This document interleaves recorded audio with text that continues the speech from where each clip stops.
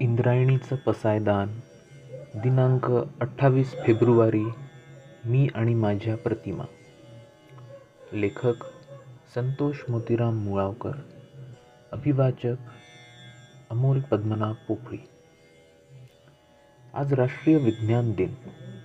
इसवी सन 1987 पासून आपण हा दिन साजरा करतोय. या दिनाच्या निमित्तानं मी माझं स्वतःचं वैज्ञानिक दृष्टिकोनातून परिशीलन करायला हवं. निदान आज तरी मला माझी वैज्ञानिक ओळख व्हावी. माझ्यातलं तथ्य, सत्य, तत्व मला कळायला हवं. खरंच मी दिसतो कसा, असतो कसा, हसतो कसा, रडतो कसा हे मी जाणून घ्यायला हवं. मी स्वतःला भासवतो कसा हे मी विज्ञानाला विचारायला हवं. माझं दिसणं, असणं, हसणं, रडणं हे बरं असतं. बरेचदा यातलं काहीही खरं नसतं, हे मात्र खरं असतं.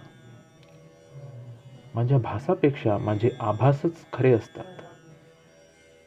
माझी प्रत्येक प्रतिमा आभासीच असते. ती कुठल्याच पडद्यावर घेता येत नाही, पण ती पडद्याआडही राहत नाही. माझी प्रत्येक प्रतिमा उलटीच असते. कदाचित तीच सरळ असावी. मी उलटा असल्यामुळं तीही तशीच उलटी दिसत असावी. ती कधी माझ्यापेक्षा खूप छोटी तर कधी अकारण मोठी दिसत असते.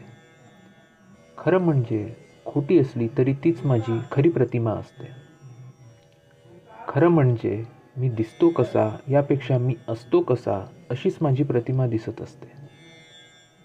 तरीही मला माझ्या प्रतिमांचं कौतुक असतं. माझ्या प्रतिमा मीच अंजारत असतो, गुंजारत असतो. माझ्या खऱ्या प्रतिमांचा शोध मलाच असतो. माझ्या प्रतिमांचे गुणधर्मही माझेच असतात. माझे गुणधर्म रासायनिकपेक्षा भौतिकच अधिक असतात. आणि विशेष म्हणजे माझे रासायनिक गुणधर्मही सतत बदलत असतात. माझे गुणधर्म बदलले तरी माझे मूळ गुण मात्र तेच असतात. मला कुठलाही एक रंग नसतो.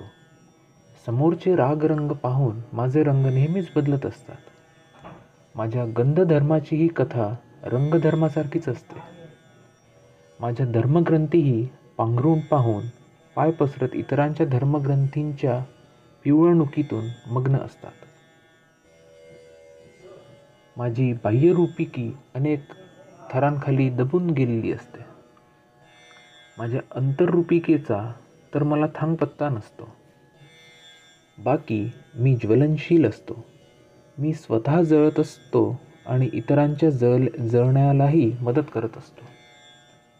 हे जळणं म्हणजे इतरांवर जळत स्वतःला पाजळणं असतं. जळणं आणि जाळणं माझ्यात असलं तरी लागलेली आग विझवण्याची क्षमताही माझ्यात असते. मी क्वचित आम्लधर्मी, क्वचित अलकधर्मी, तर नेहमीच उदासीन असतो.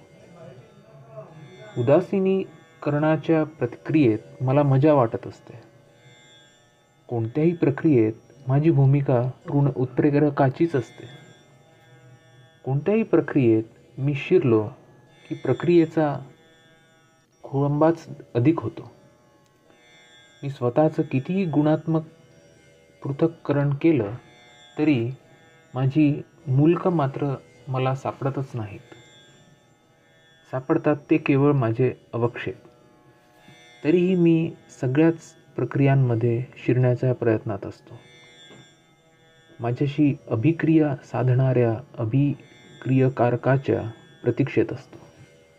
कारण माझ्या मनाची बाह्यतम कक्षा नेहमीच असंपृक्त असते.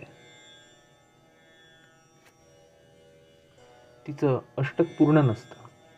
माझ्या मनाच्या बाह्यतम कक्षेत खूपच कमी इलेक्ट्रॉन असतात. कुणाच्या येणाऱ्या इलेक्ट्रॉनची वाट पाहणं हे माझ्यासाठी व्यर्थच असतं. माझ्या मनाच्या बाह्यतम कक्षेला इलेक्ट्रॉन देण्याची तयारी कुणाचीच नसते. कारण ज्यांच्या मनाच्या बाह्यतम कक्षेत अधिक इलेक्ट्रॉन असतात त्यांना ते द्यावेसे वाटत नसतात.